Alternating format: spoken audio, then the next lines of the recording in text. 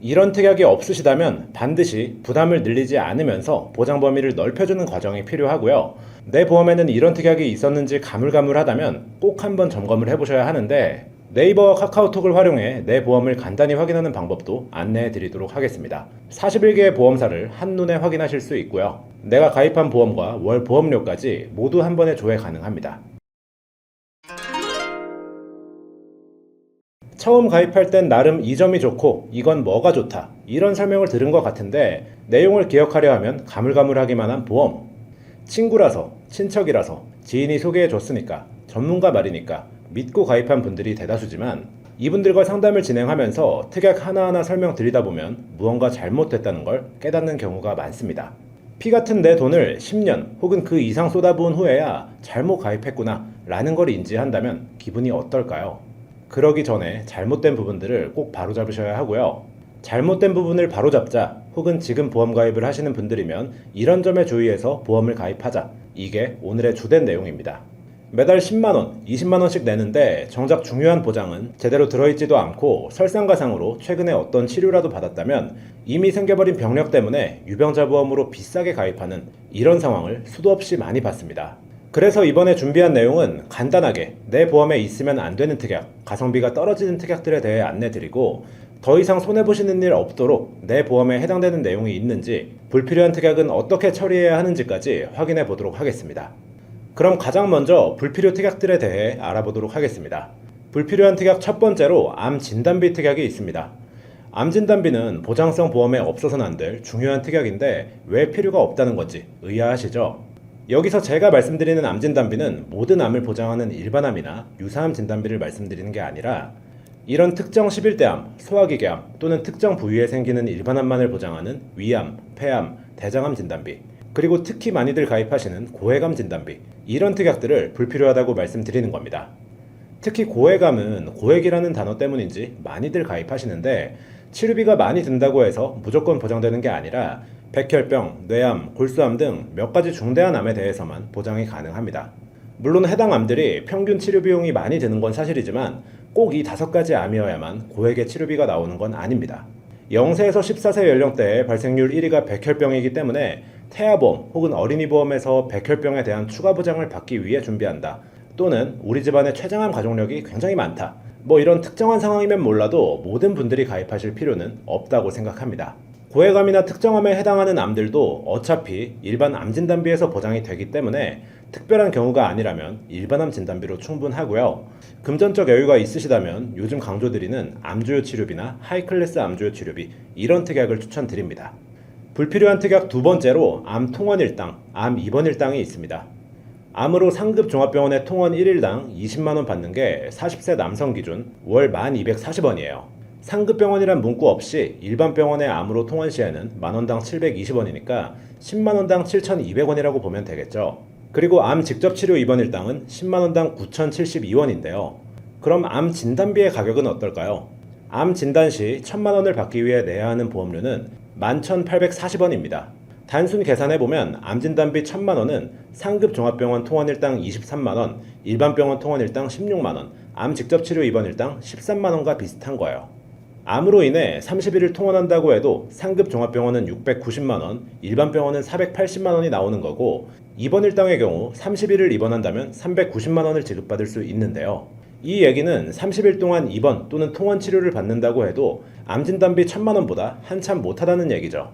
근데 암 걸리면 몇 달씩 입원하고 수십 수백 차례 통원하는 거 아닌가요? 하시는 분들이 계실 수 있어서 암 평균 입원 일수, 암 평균 통원 일수 자료를 준비해 봤습니다. 통계 자료에 따르면 23년 암 환자 1인당 평균 입내원 일수는 21.8일에 불과했어요. 즉 암으로 입원이나 통원 일당을 가입하느니 그냥 암 진단비를 가입하는 게 훨씬 득일 확률이 높다. 상급 종합병원 통원을 했을 때는 44회 통원을 해야만 암 진단비 1,000만원과 비슷한 효과를 얻을 수 있었고요. 일반 병원 통원은 63회, 암 직접 치료로 입원은 77일을 해야 암 진단비 1,000만원과 비슷한 효과를 얻을 수 있었습니다. 종합병원에 가시거나 병원급, 의원급으로 가시게 되면 암 통원 특약으로 보장받아야 하는데, 앞에서 보셨다시피 효율성이 더 떨어지는 특약이에요. 물론 암 직접 치료 입원 일당의 경우 그렇게 많이들 가입하시는 특약은 아닌데, 과거 입원 위주였던 암 치료가 최근 통원으로 진행되는 경우가 많아지다 보니 암 통원 일단 가입하세요 라고 상담받는 분들이 정말 많습니다. 그냥 지인이니까 혹은 설계사가 추천하니까 얘기만 듣고 가입하시기보단 이렇게 공식 통계 자료 기반 팩트를 보여드리고 있으니까 불합리한 지출은 하지 않으셨으면 좋겠습니다. 요즘은 암 전부 통원으로 치료한다. 그러니까 통원 일당을 가입해야 한다. 이런 얘기 듣지 마시고 암은 암 진단비로 커버하시는 게 훨씬 더 효율적이다. 꼭 기억하시길 바라겠습니다. 세 번째 불필요 특약은 특약이라고 하긴 뭐하지만 적립보험료가 있습니다. 보험료는 크게 보장보험료와 적립보험료 이렇게 두 가지로 구성이 되는데요. 여기서 보장보험료는 말 그대로 내가 보장을 받기 위해 내는 비용이고 적립보험료는 내가 추가로 낸 금액만큼 적립이 되는 보험료입니다. 설계안을 보시면 보장보험료의 합계는 10만원 정도인데 적립보험료를 추가해서 월 보험료가 20만원입니다. 보장보험료는 내가 보장을 받으려고 하는 거니까 당연히 낸다고 쳐도 적립보험료는 대체 왜 내는 걸까요? 혹시 이런 얘기 들어보셨나요? 냈던 보험료 만기 때 다시 모두 돌려줍니다. 이런 말을 들어보신 분들도 분명히 계실 텐데요. 분명 아플 때 받는 보장성 보험인데도 불구하고 적립보험료를 추가로 넣으면서 만기 때 냈던 보험료를 모두 돌려받을 수 있어서 저축이나 재테크 목적으로 활용할 수 있다. 이렇게 안내를 받은 경우가 실제로 계시더라고요. 그런데 절대 그렇지 않습니다. 재테크가 될 수가 없는 게 이 적립보험료는 만기 때 돌려줘요.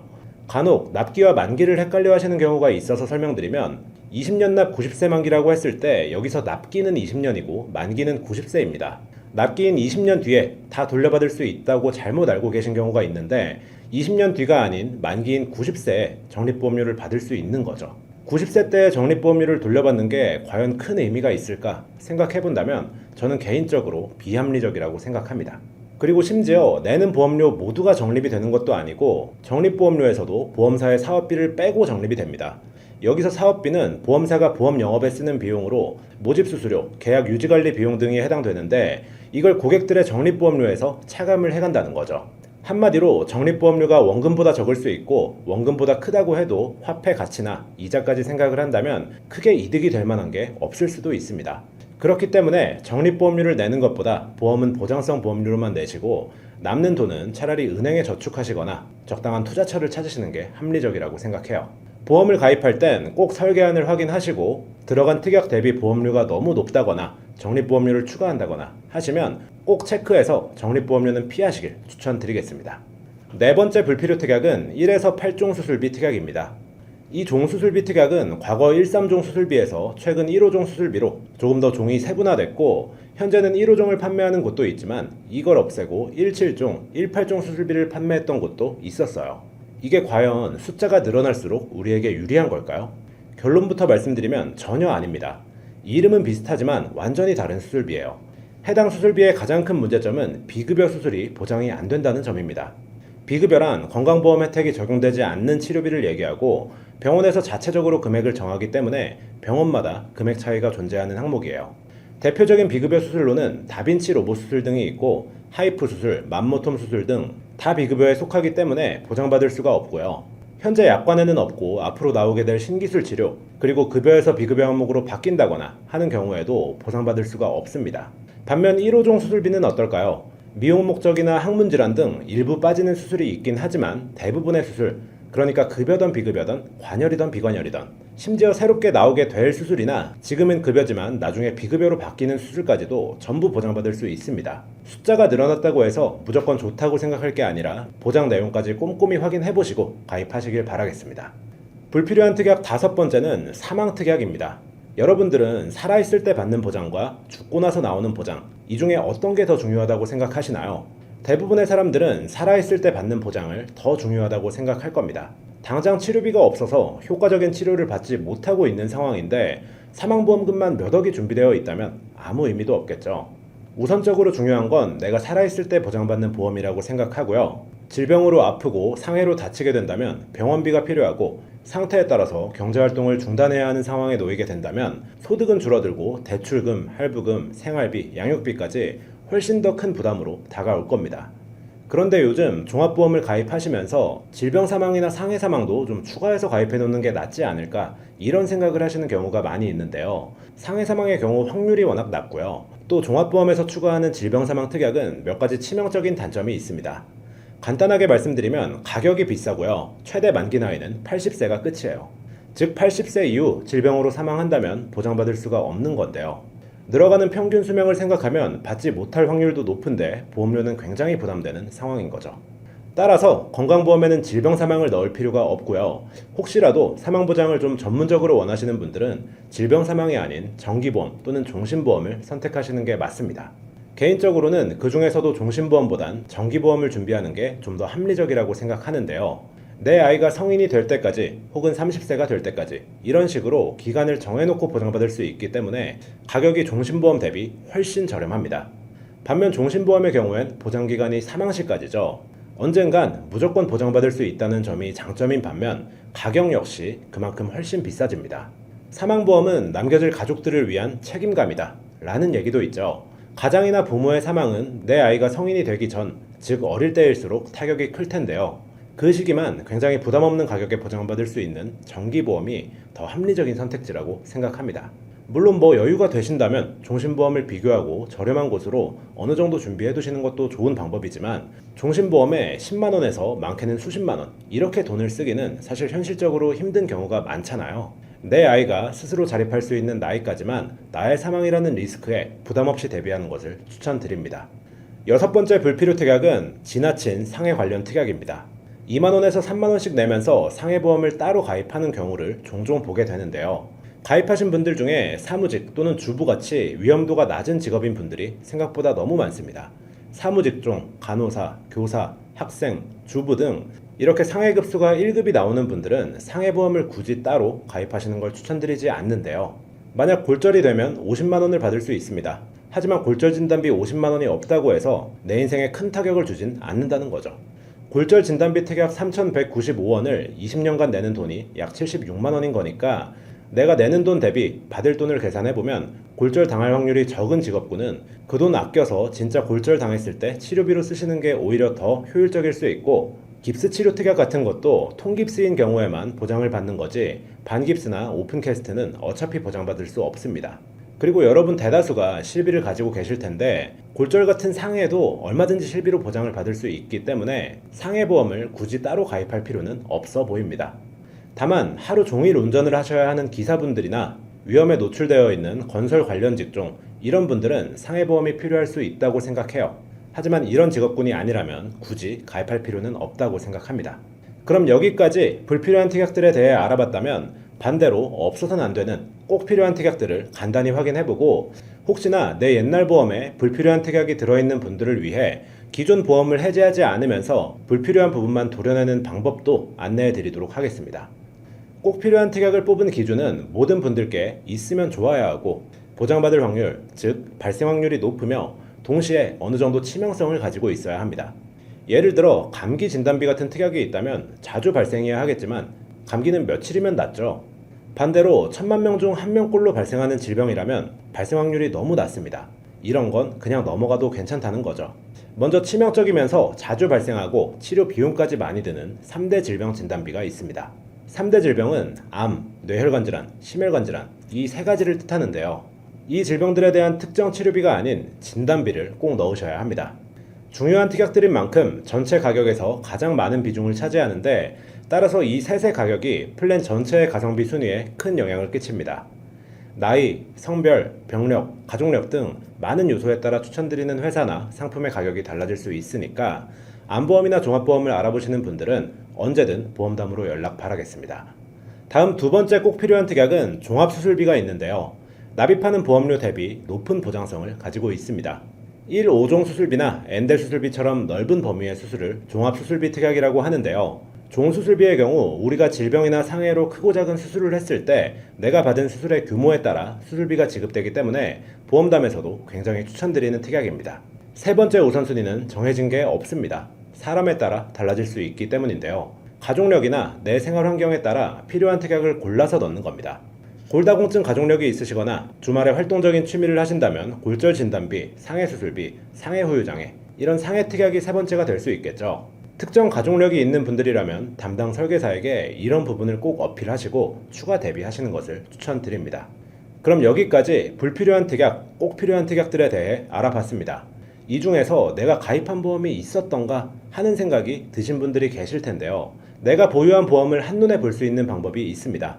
지금부터 나오는 이미지는 이해를 돕기 위한 예시 이미지이므로 참고 부탁드리겠습니다. 내가 가입한 보험 빠르게 확인할 수 있는 방법 첫 번째는 네이버 어플을 활용하는 방법인데요. 네이버 어플에 들어가신 뒤 상단에 있는 동그란 페이 버튼을 눌러주시면 내 자산 항목들이 쭉 보이는데요. 조금만 아래로 내려와 보시면 보험이라는 항목이 있습니다. 들어가셔서 상단에 보험 연결 눌러주시면 41개의 보험사를 한눈에 확인하실 수 있습니다. 전부 선택된 상태에서 보험들을 연결해 주시고 본인 인증 및 동의만 하시면 이렇게 내가 가입한 모든 보험을 한눈에 확인할 수 있습니다. 두 번째 방법은 카카오톡을 활용하는 방법인데요. 카카오톡 앱에 들어가신 뒤 우측 하단에 더보기를 눌러주시면 이렇게 자산 항목이 보여질 겁니다. 자산 항목을 눌러주시면 여러 메뉴가 쭉 나올 텐데요. 아래로 내려가서 자산 바로가기에 보험이라는 항목이 있습니다. 보험 버튼을 눌러주신 다음 나오는 화면에서 물음에 체크, 본인 인증만 해주시면 내가 가입한 보험과 월 보험료까지 모두 한 번에 조회하실 수 있습니다. 병원비 청구도 가능하시니 꼭 한번 활용해 보셨으면 좋겠습니다. 지금 보험을 준비하고 계신 분들은 혹시 불필요한 특약이 들어가지는 않았는지, 꼭 필요한 특약이 빠지진 않았는지 꼭 한번 확인해 보시길 추천드리고요. 과거에 가입한 보험에 불필요 특약이 들어가 있다면 리모델링을 고려해 보셔야 하는데, 보험은 상품마다 최소 보험료나 연계 조건이 있습니다. 기본 계약도 있을 거고요. 뺄 수 없는 특약이나 맞춰야 하는 금액이 있기 때문에 생각하시는 것만큼 간단하고 쉽게 진행이 되진 않을 거예요. 콜센터를 통한 배설을 진행하셔야만 하는데, 배설을 잘하기 위해 기초적으로 배설할 항목들과 어떤 걸 물어봐야 하고 어떤 걸 요청해야 하는지 알려드릴게요. 본 광고는 광고 심의 기준을 준수하였으며 유효기간은 심의일로부터 1년입니다. 우선 해당 보험사의 콜센터에 연락하셔서 내가 가입 중인 보험의 최소 보험료가 얼마인지 알아보셔야 합니다.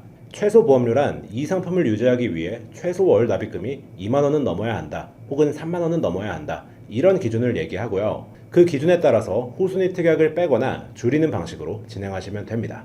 가장 먼저 배설을 생각해야 하는 부분은 아직 연령이 높지 않은데도 갱신형으로 준비된 무슨 진단비라든지 수술비, 입원 일당 등이 되겠습니다. 갱신형이란 일정 기간마다 보험료를 재산출하여 변동되는 보험료를 계속해서 내야 하는데요. 진단비나 수술비 등은 여러 가지 요인 중 나이로 인한 보험료 증액이 높은 특약들입니다. 결국 시작은 몇천 원대로 하셨더라도 노년이 될수록 발생률이 올라가는 질병담보 특성상 보험료가 많이 높아지게 될 가능성이 높고요. 그로 인해 유지가 힘들어질 수도 있는 겁니다. 이렇게 안정적이지 못한 특성들 때문에 나이가 어리시다면 이걸 먼저 배서해 주시는 게 좋을 것 같고요. 특약 이름에 만약 특정한, 중대한, 심한 이런 수식이 붙은 특약들이 있다면 그만큼 보장받는 조건도 까다로워지기 때문에 이것도 제거하시는 것을 추천드립니다. 다음으로 또 사망과 관련된 특약들이 있는데요. 앞에서도 말씀드렸지만 비교적 매우 비싼 편이고 사망 시에만 보장받기 때문에 개인적인 의견으로 살아있을 때 보장받는 것이 더 효율적이라고 생각합니다. 그래서 이런 부분들을 먼저 정리하시는 것도 보험료를 크게 절감할 수 있는 좋은 방법이에요. 이렇게 말씀드린 내용의 특약들을 배서해서 어느 정도 최소 보험료에 맞춘 상태로 보험을 가지고 가신다면 보험료는 낮추고 보장은 좋은 특약들로 살리는 좋은 보험이 완성되겠죠. 추가로 만약 새로운 보험을 가입하신다면 가능한 무해지형으로 가입하시길 권해드리고 싶은데요. 가격에 큰 영향을 미치는 부분이라 간단히 설명드리고 마무리하도록 하겠습니다. 현재 판매하는 보험의 유형은 무해지형과 표준형으로 나뉘는데, 언제 해지해도 일정 수준의 해약 환급금이 나오는 표준형과 달리 무해지형은 해약 환급금이 적고 납입기간 중에는 해약해도 환급금이 아예 없습니다. 이런 리스크가 있는 대신 가격은 무척 저렴한 유형인데요. 지난 몇 년간 무해지형 유형에 대한 말이 많았습니다. 없앤다, 이렇게 조정한다, 저렇게 조정한다. 실제로 소폭 조정이 된 적도 있었고요. 해약만 하지 않으신다면 동일한 보장도 표준형보다 저렴하게 가입할 수 있기 때문에 부담되지 않는 선에서 무해지형으로 오늘 소개해드린 팁들을 잘 고려해서 가입하신다면 가장 경제적이면서 가장 든든한 보험 준비할 수 있을 거라 생각합니다. 혹시 여러분 보험에도 오늘 말씀드린 불필요 특약이 들어있지는 않은지 꼭 한번 체크해 보시고요. 오늘 말씀드렸던 특약들을 여러 개 가지고 있다, 이런 상황이라면 정말 불필요하다고 생각되는 것들이니까 리모델링도 심각하게 고민해 보셔야 합니다. 어느 정도 보험료를 납입하셨더라도 부분 삭제나 일부 특약을 축소시키는 게 나을 수도 있어요. 제가 항상 드리는 말씀이 보험은 금융상품이지만 저축도 아니고 재테크라고 생각하시면 안 된다는 얘기입니다. 불확실한 미래의 위협으로부터의 보호를 돈 내고 구입하는 소비라고 생각하셔야 돼요. 발생하더라도 별로 큰 위협이 아니라면 굳이 돈 내고 가입할 필요가 없고요. 발생 확률이 극도로 희박하다면 반드시 대비해야 할 필요는 없습니다. 그리고 당연히 효율이 떨어진다면 추가하지 않는 게 맞아요. 과하게 가입하실 이유가 전혀 없는 거고, 이렇게 제대로 된 설계가 필요하신 분들은 카카오톡 채널 검색에 보험담을 검색하시거나 위 번호로 연락 주시면 친절히 상담해 드리도록 하겠습니다. 오늘 영상이 도움이 되셨다면 구독과 좋아요, 알림 설정도 한 번씩 부탁드리고요. 저는 다음 시간에 더 유용한 내용, 더 유익한 영상으로 돌아오도록 하겠습니다. 감사합니다. 본 광고는 광고 심의 기준을 준수하였으며 유효기간은 10일로부터 1년입니다.